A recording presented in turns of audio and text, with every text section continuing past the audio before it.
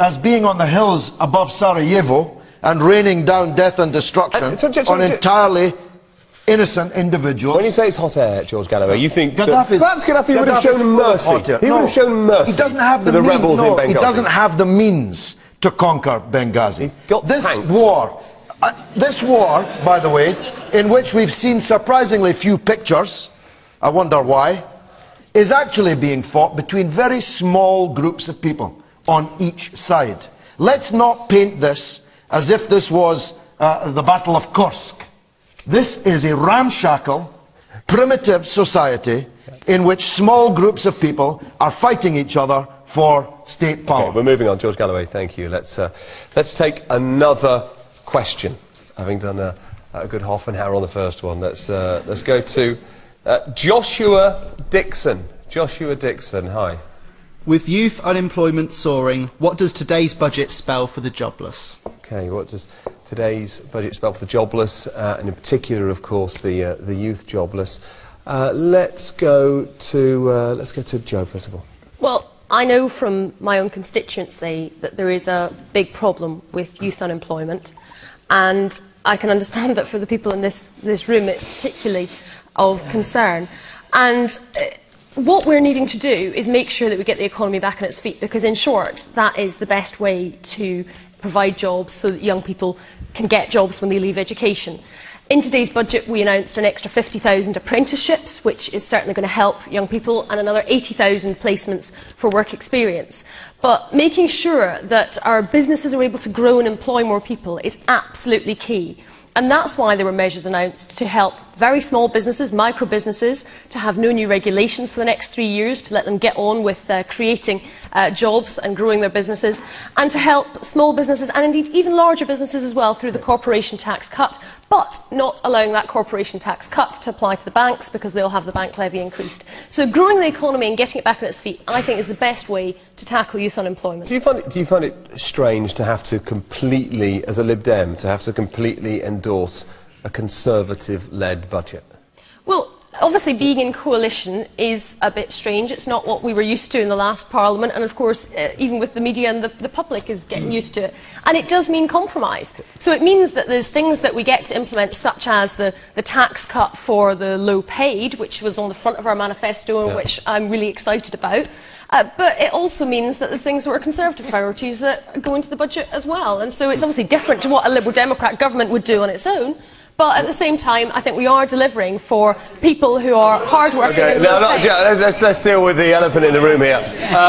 A lot of people there shouting out to... Okay. What happened to tuition fees? Okay, Joe, I remember, Joe Swinson, just before the election, I think it was last April, where you were talking about tuition fees, and you were saying that, as an MP, you're a relatively recent student. You were at uni in 1997, the year before the first round of tuition fees came in.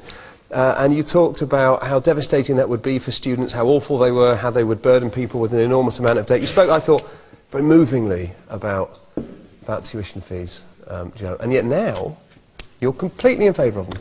No, not at all, actually. I find this a really difficult issue. I find it a really difficult issue because I ideally want to see higher education funded out of general taxation. I accept that in the current appalling financial situation, which is truly appalling. Let's remember we are spending £120 million every single day just on debt interest. Are you in favour of tuition fees?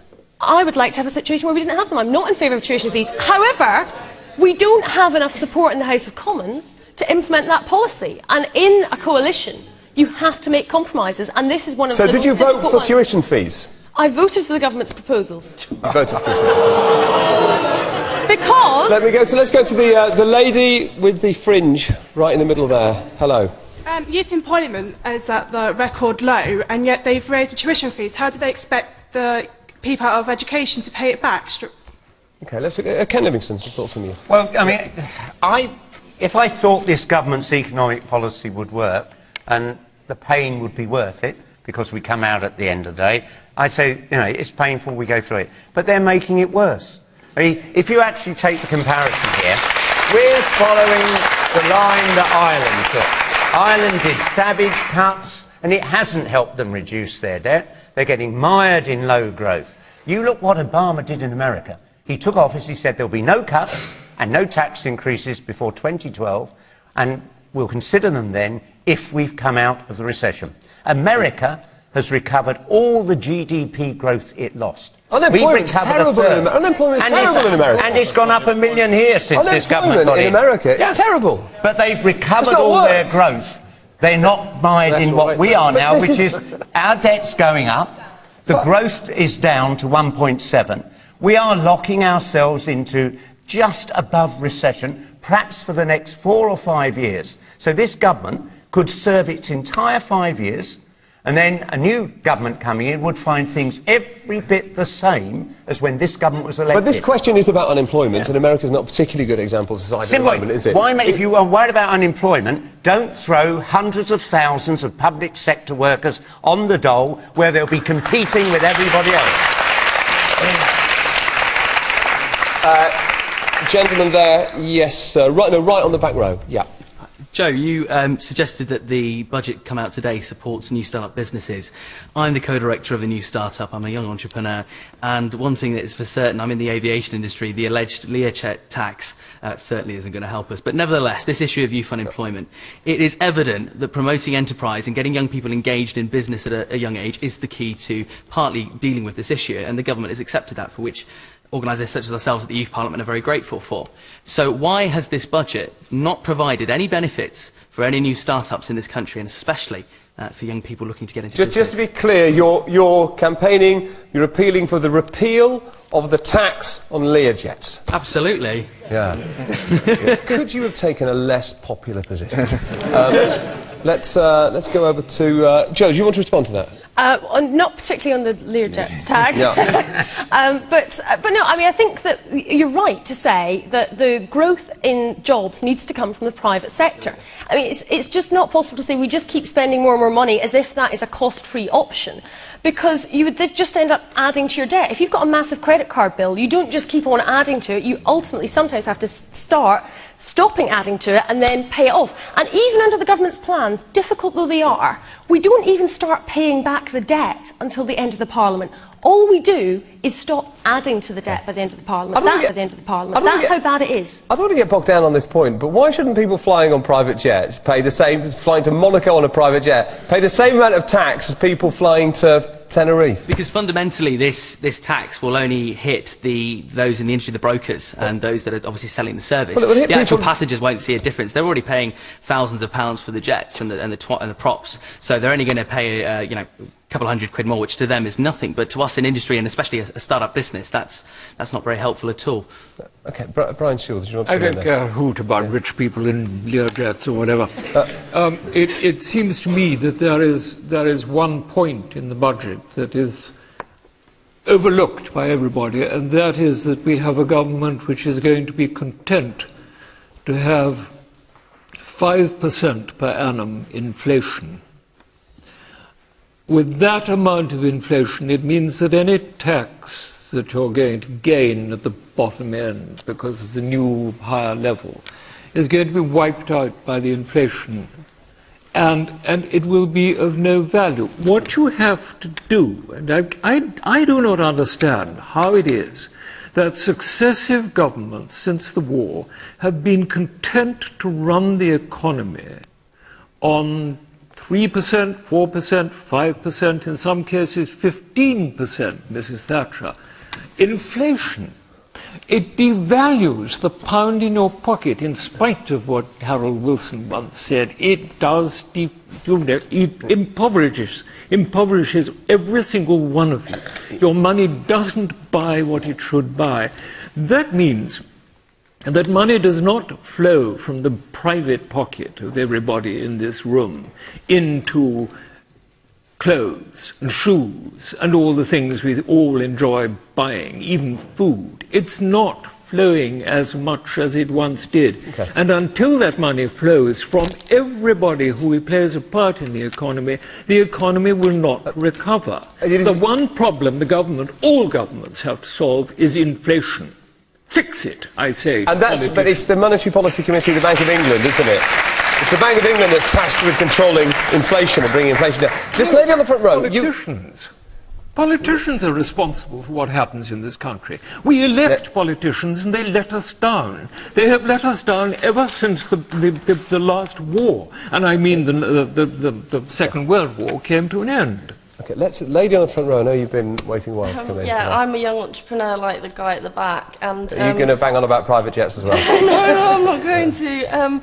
I just wanted to say that the future of the economy of our country depends on new businesses being started. Yeah. What is our government doing to support the future young entrepreneurs and leaders and workforce of our country to encourage entrepreneurship, changing the mindset in schools, making them aware that they can start a business if they want to? Apprenticeships and work placements are not encouraging entrepreneurship. Young people think that entrepreneurs are from a different planet. They need to know that they can start a business if they want to. George Galloway.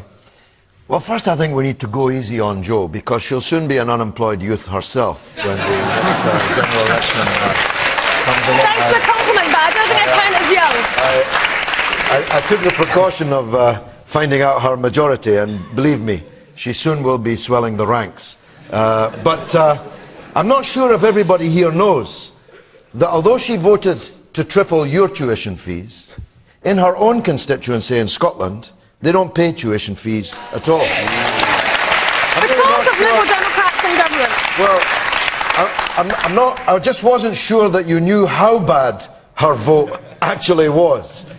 She voted to triple yours, whilst her own don't pay any tuition fees at all. And if that's not rank hypocrisy, I don't know what is. Let's get the audience. But my point on the budget, isn't the real point about the budget, Brian might have put it better, that it was much ado about nothing. It was a pipsqueak budget from a pipsqueak Chancellor of the Exchequer. He didn't have much room. He didn't have much room for manoeuvre, though, did he? That's the fault of the decisions he made last year. He's cutting far too soon, far too deep, so you're not going to get the growth in our economy that allows you to pay the debt back. No country ever got out of debts of this scale by making cuts. They do it by getting growth. Did Labour overspend? Did Labour overspend? No, I don't think it did, until the banking crisis. When the banking crisis started, we had the lowest debt of any large Western country, the lowest. We were 40%, Germany, France, America were all over 60. I think we made a mistake. We should have let the banks go bust and then taken them over for nothing, rather than pumping all this money into them, so that those that were responsible for this disaster bore the pain of it, and not ordinary men and women and young people up and down this country. The economic implications of letting RBS go bust would have been enormous. Not if you take it over immediately. You take it over immediately, so the people that did the gambling lose their jobs. No, they didn't. We took hundreds of millions of pounds out of everybody else's pocket to prop these things up, and they're all back at it. They're paying themselves bonuses, whilst ordinary people are losing their jobs, and this is wrong.